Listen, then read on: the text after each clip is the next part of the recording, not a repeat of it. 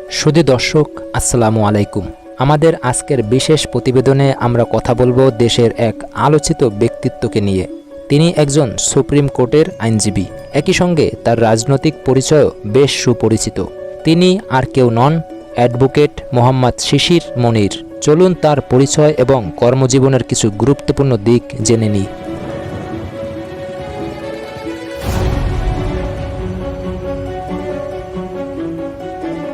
Advocate Mohammad শিশির মনির একাধারে একজন আইনজীবী এবং প্রাক্তন ছাত্রনেতা। তিনি ঢাকা বিশ্ববিদ্যালয়ের প্রাক্তন শিক্ষার্থী এবং একসময় বাংলাদেশ ইসলামী ছাত্র শিবিরের সাবেক সেক্রেটারি জেনারেল হিসেবে দায়িত্ব পালন করেছেন।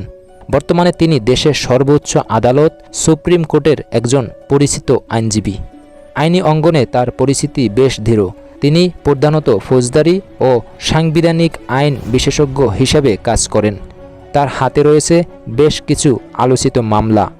এর মধ্যে সাংবাদিক দম্পতি সাগর রুনির হত্যা মামলার আইনি লড়াইয়ে তার সম্পৃক্ততা ছিল অতুলনীয়।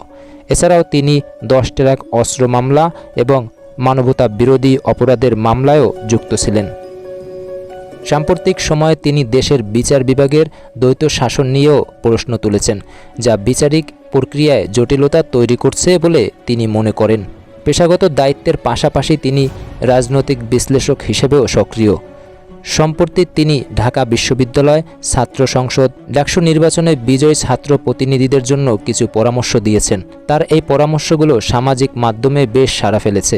দলকে আমার আপাকেও পরামর্শ দিব, ছাত্র দলকে ছাত্র ওরিয়েন্টেড করে সাজাতে হবে এবং ছাত্র ওরিয়েন্টেড করে সাজাতে গেলে একটা ইন্ডিপেন্ডেন্ট কর্মসূচি লাগবে এবং অন্যের দুর্বলতার উপর নির্ভর করলে কাজ হবে না। তিনি মনে করেন এখন শুধু কথার ফুলঝুরি নয়, কাজের মাধ্যমে নিজেদের প্রমাণ করার সময় এসেছে। অ্যাডভোকেট শিশির মনির শুধু দেশেরই নয়, আন্তর্জাতিক অঙ্গনেও তার কাজের জন্য সম্মানিত হয়েছেন। আইনি ক্ষেত্রে তার দক্ষতার স্বীকৃতিস্বরূপ যুক্তরাজ্যের ওল্ডহাম শহরের মেয়র এবং সিটি কাউন্সিল তাকে বিশেষ সংবর্ধনা জানিয়েছেন। একজন আইনজীবী, রাজনৈতিক বিশ্লেষক এবং জনপরিসরের একজন প্রভাবশালী কণ্ঠস্বর হিসেবে মোহাম্মদ শিশির মনির দেশের বর্তমান প্রেক্ষাপটে একটি গুরুত্বপূর্ণ ভূমিকা পালন করছেন।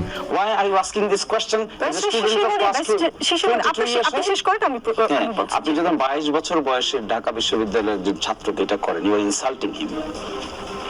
This is tantamount to insult. This insult যখন করা হবে একজন মানুষকে, he or she can take it. And that is তার এই বহুমুখী পরিচয় তাকে আলোচনার কেন্দ্রবিন্দুতে রেখেছে। শুধু দর্শক, এরকম আরও আপডেট পেতে আমাদের চ্যানেলটি সাবস্ক্রাইব করুন, লাইক কমেন্ট করুন এবং ভিডিওটি শেয়ার করুন।